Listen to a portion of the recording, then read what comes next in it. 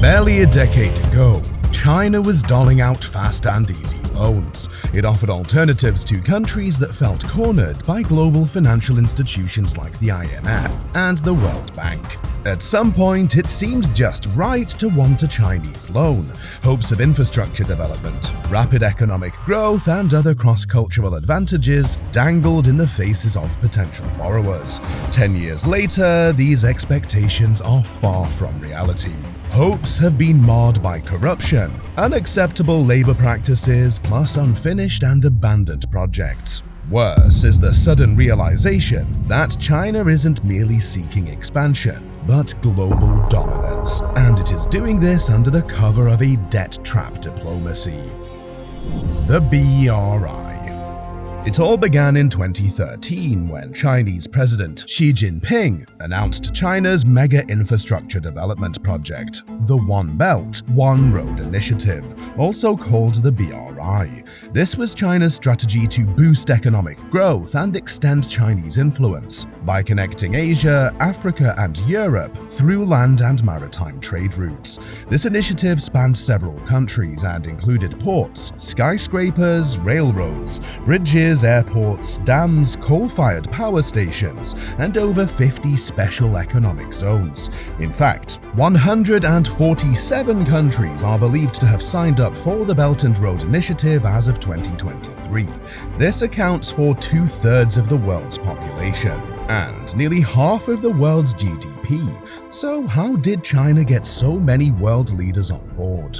You see, the B.R.I. was presented to the world as a win-win situation. China's initial strategy was to dole out loans to low-income countries to boost infrastructure development and trade capabilities. These loans allowed China to access new markets and affordable goods. The B.R.I. is considered so ambitious, it has the potential of boosting the global economy by an estimated $7.1 trillion per annum. 2,000 years ago, a similar initiative, once called the Silk Road, made Central Asia the epicenter of globalization.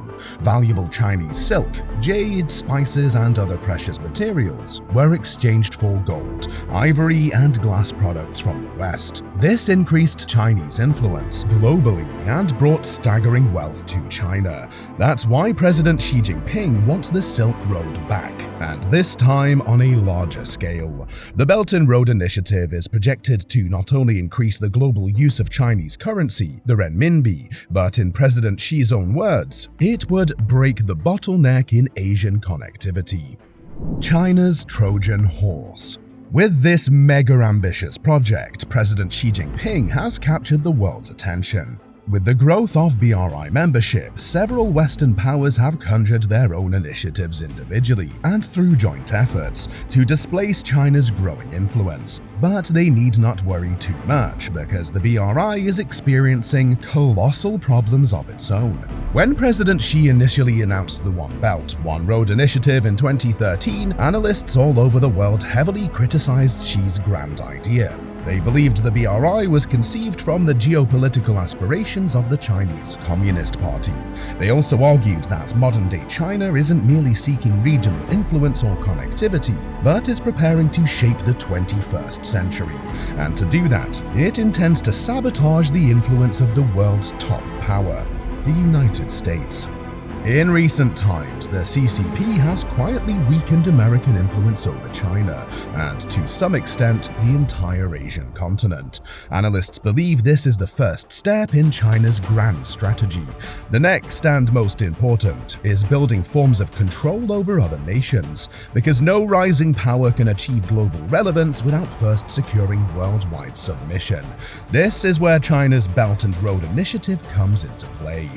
The B.R.I. is estimated to include 2,600 projects in over 100 countries, a fact that raises concerns over the investment strategy involved.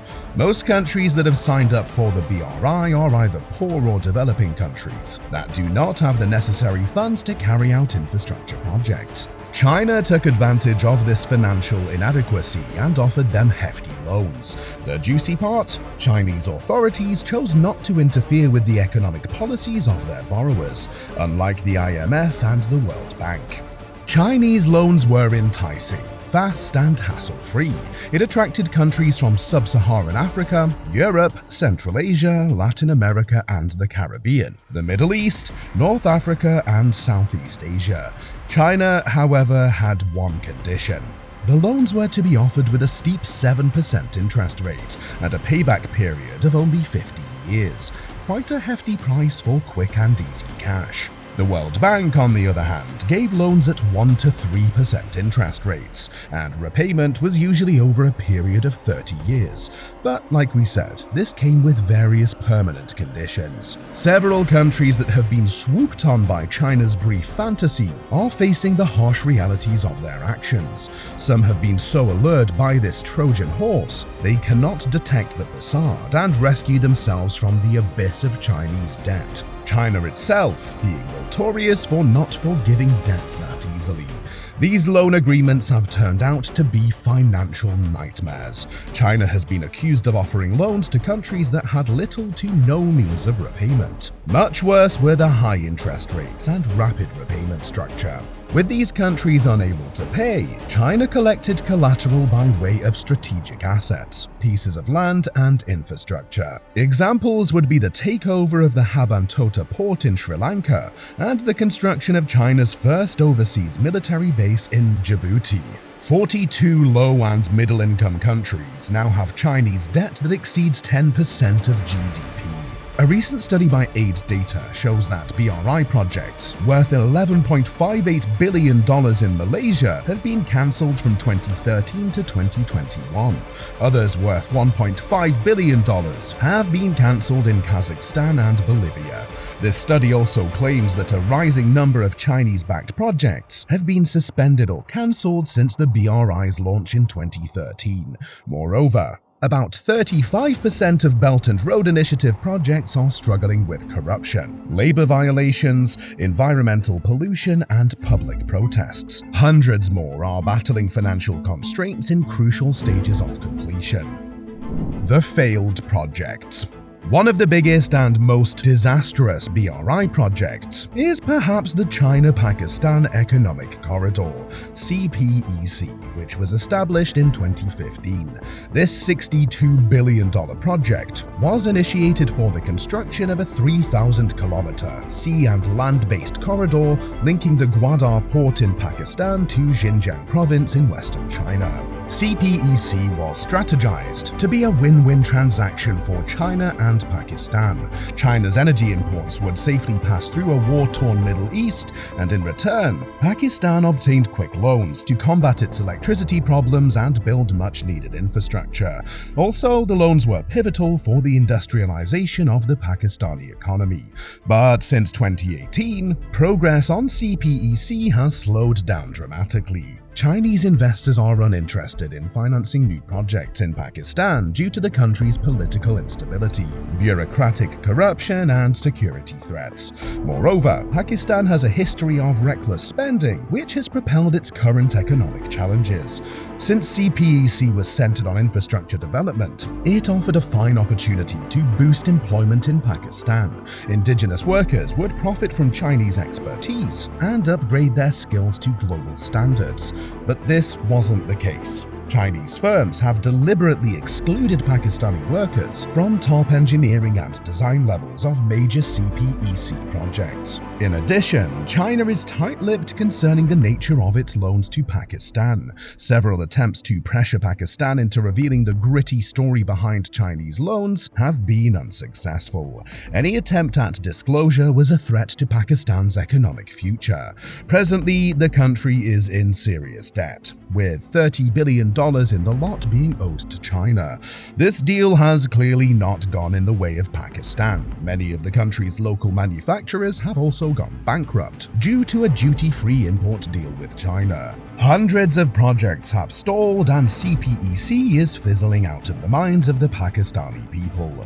Worse still, the country remains under China's chokehold. Another example of a doomed B.R.I. project is Kenya's Standard Gauge Railway, meant to be a direct link between landlocked nations in East Africa.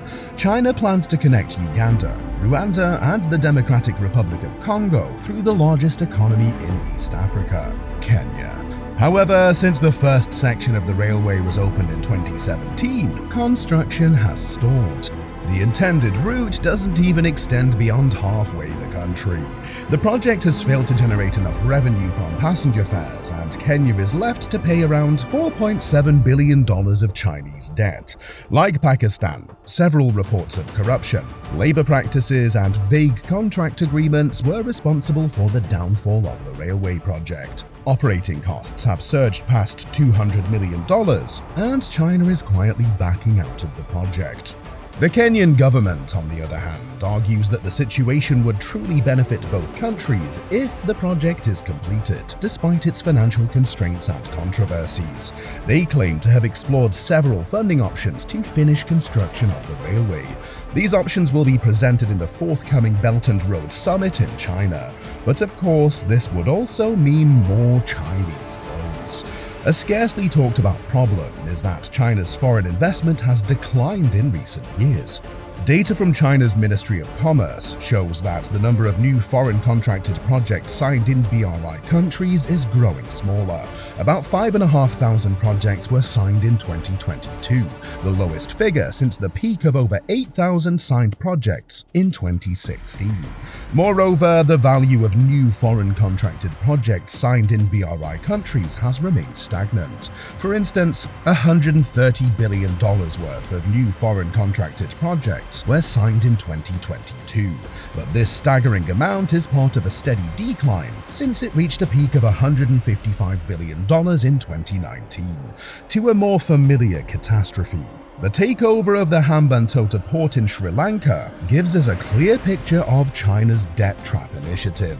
The construction of the port began in 2007 as part of the B.R.I. 10 years later, Sri Lanka was unable to pay its huge debts, and the port was handed over to China on a 99-year lease. Luckily, B.R.I. countries like Nepal have noticed this trend and have taken preventative measures.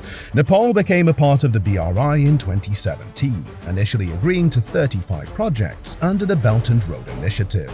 But in 2019, the country requested a reduction of the projects to just 9.